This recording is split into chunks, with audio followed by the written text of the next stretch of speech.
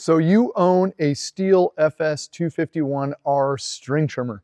Hey, welcome to the club. Welcome to the big power game.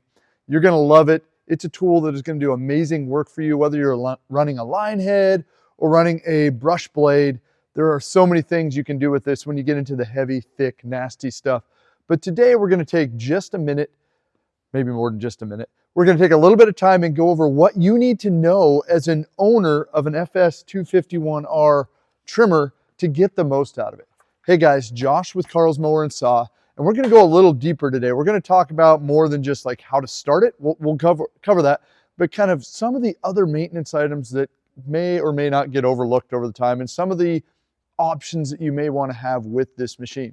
So let's start at the very beginning. You have just purchased this machine, and more than likely you're on your way home.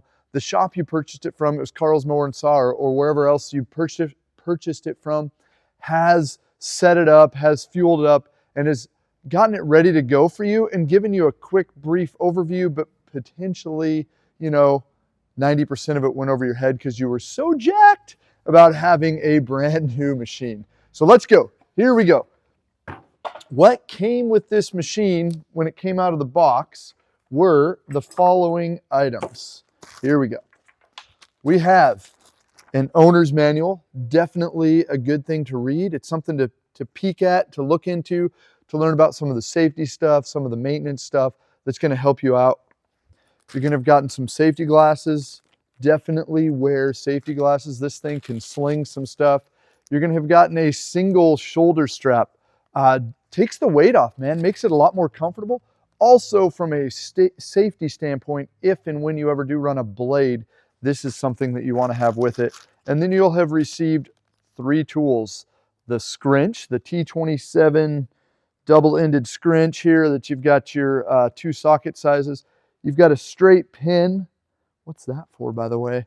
And then you've got this little screwdriver. The screwdriver, I usually say for most people, can just go into the junk drawer of the house. It's really handy for all kinds of things like getting battery covers off and things like that. As a general rule, we don't want to get into adjusting a carburetor because usually we're hiding something. So we've got our tools. We know what came with it. Let's talk really quickly about fuel, okay? And then we'll go over starting it up and what to go from there. So there's a couple options when it comes to fuel. I can either buy the STIHL HP Ultra and mix it with gas. This case right here is for 1 gallon in a 1 gallon gas can. You can get it in 1, 2, 2.5, and 5 gallon size increments. Not a bad way to go, especially if you're burning through a lot of fuel. I highly, highly recommend that you mix it with ethanol-free fuel. And the reason is the ethanol over time separates from the gas and it's corrosive and it absorbs moisture into it and just causes all kinds of problems.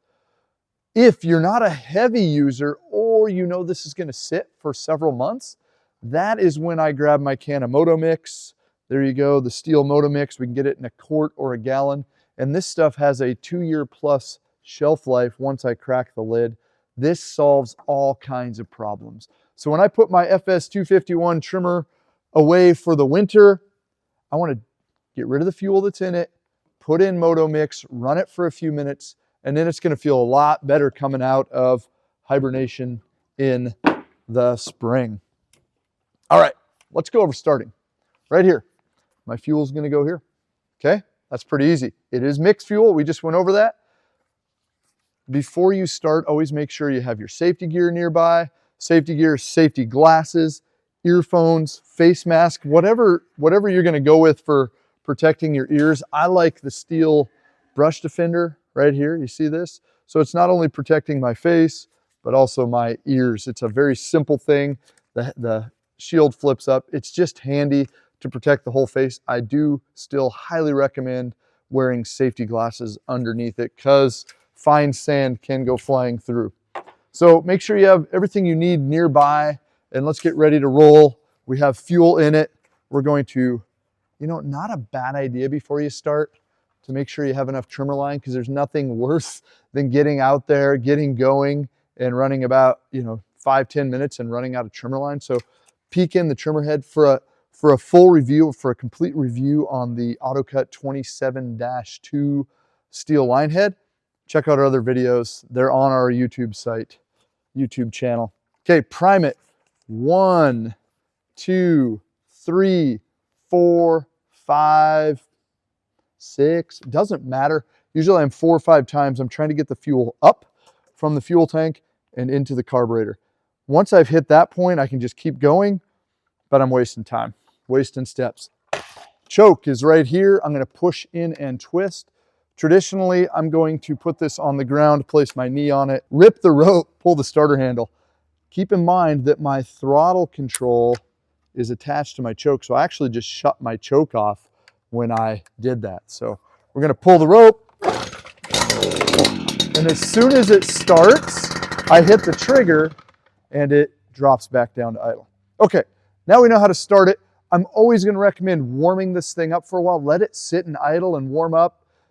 This is something that can prevent a lot of damage and extend the life greatly if you properly warm up your machines. Just to go from cold to full throttle non-stop is really hard on them. So let's think about giving this machine a little bit better life. This is chainsaws, string trimmers, hedge trimmers, blowers, all that stuff. Okay, so now what else do I need to know about this tool? What else do I need to make happen in order to get a longer life out of it?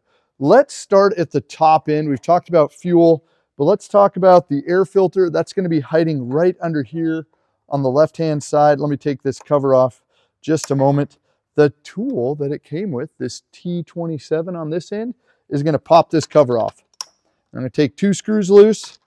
They are captive, which is slick, meaning they are held in the cover, so losing them goes away. Cover comes off. Here's my air filter right here. Got it? Can I see good light through it? How does it look? Tap it out. Look up at the sun. Can I see good light through it? No, it's getting nasty. Throw a new one in, right? They're fairly cheap. And it's amazing, as this thing's out cutting, especially with the line head, cutting that vegetation, it's almost sometimes juicing that wet grass.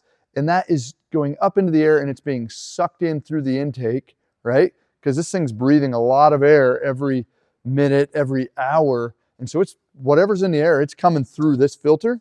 And so keep an eye on it, okay?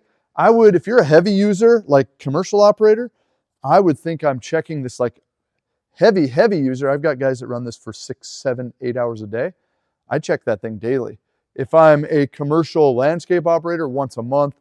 If I'm a homeowner running some fence lines once in a while, you can probably stretch it out a little bit. But how hard is it to take 2 screws loose and check that? So let's put that cover back on. And then I will flip it here just a minute so you can see one other thing that for the most part is going to be a moot point, is going to be something that most people here will never get into, but it's worth knowing about it. Right on the top of this machine, right there, this is your winter summer shutter. And when I take that screw loose and I flip it around, that actually allows hot air, warm air to come from the cylinder to the carburetor to prevent icing. Now, if your machine ices up, traditionally it just causes it to stop operating for a while, but it doesn't wreck or damage the machine. But if your machine runs hot, which happens when you flip it to winter mode and forget about it, if it runs hot in the summer, you can actually significantly shorten the life of the machine. So if you're out using this in super cold weather, like freezing or below, maybe you're going to do that, but I don't know a lot of people who brush cut in that temperature. Okay, so we've covered that. Where's my spark plug? How often should I do my spark plug? For most people, it's an annual maintenance item. It's going to be under right here. So there's going to be a black cap here. Let me step back to my table so I got a little bit of something to rest it on. This black cap is going to come off with 1 screw. Again, this screw is captive. Okay, cap is in hand. Spark plug is now accessible. As always, when you take this off, you want to kind of wiggle it off gently. You don't want to just rip it up, or you can pull the boot off. And now, again, the tool that came with my machine, right there, the small end, will fit on the spark plug and take it out. Make sure that when you're putting a new spark plug back in, or new spark plug in, or the original back end that you always start it by hand, we see damage. We see people strip out the cylinder head. It sucks, man. That's just a good way to wreck a beautiful machine. So, okay, putting this cover back on like so. Okay, so we know about starting, we know about air filter maintenance, we know about kind of the winter summer shutter, the spark plug. One other thing I always like to point out kind of here on the top is over time, and this is where this little screwdriver comes in handy.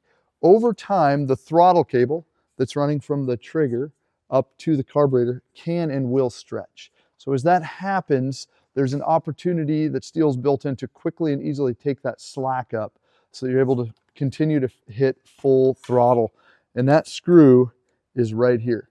So if I take this orange screwdriver and give this thing like a half a turn, I'm going to take up the slack. So the way I tell is how much play is in this trigger before it actually grabs the throttle cable. If it's a lot, I can turn that up. I never want it to stop and get too tight as I'm pulling that trigger up. You'll get the feel of it. I don't know how else to really explain that, but pay attention to that over time. Something to look at as we move down the shaft are the harness strap or the harness loop and the handle set properly for my height, for my size, for my comfort. Pay attention to that. Now let's get down into the working end, the bottom end. And first of all, the next maintenance thing, this should be done every 50 hours or for, the homeowner, let's talk about doing this once a year. And there is, as on most all STIHL brush cutters, a screw or bolt right there. You can use your T27 or a 13 millimeter. I can take this screw out, this plug, there we go. There's a little bit of grease on it. See that right there? And I'm going to take this tube, super lube, right there, super lube. Okay, they make a couple different sizes. This is the small size, really handy. I'm going to simply screw or thread this in to the gearbox and gently squeeze and spin the head. That's going to lubricate this gearbox and give me a long, sufficient life. If not properly lubricated, you'll probably kill this gearbox in the, I don't know, I've seen like 400 hours seems to kind of be what happens if you never lube it. But if you do it right, this should last as long as the machine, which is a lot longer than that. What other options do I have with this? Okay, I bought it with a line head. You got a couple other options when it comes down to trimmer heads. I can run like a DuraCut 20-2 that gives me larger line diameter options. I can run a Polycut, right? 28-2. This thing is a nice head if you're cutting tall, heavy green stuff. This is also nice for cutting that tall, heavy green stuff, the stuff that's going to be able to be cut with a liner blade. The Polycut does not throw stuff as badly as a line head. But let's say you're cutting some heavier stuff. Let's say you're getting into some woody, stemmy material that's not going to cut with a line head. Then it might be time to check out a blade. We've got the STIHL brush cut right here, this 3-blade item. In order to run this, you're going to need to stop by your dealership and pick up a blade installation kit. This gives me everything I need to install a blade and yet be safe at the same time. A very easy installation. Check it out on our YouTube. We have a video on installing that blade kit. How do I get the line head off in order to put on different heads? Let's quickly do that.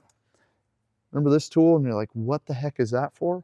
There's a little hole right here, right here. That little hole, this goes in there. I hold this pin in, I rotate the head until that pin drops. The gearbox is now locked in place.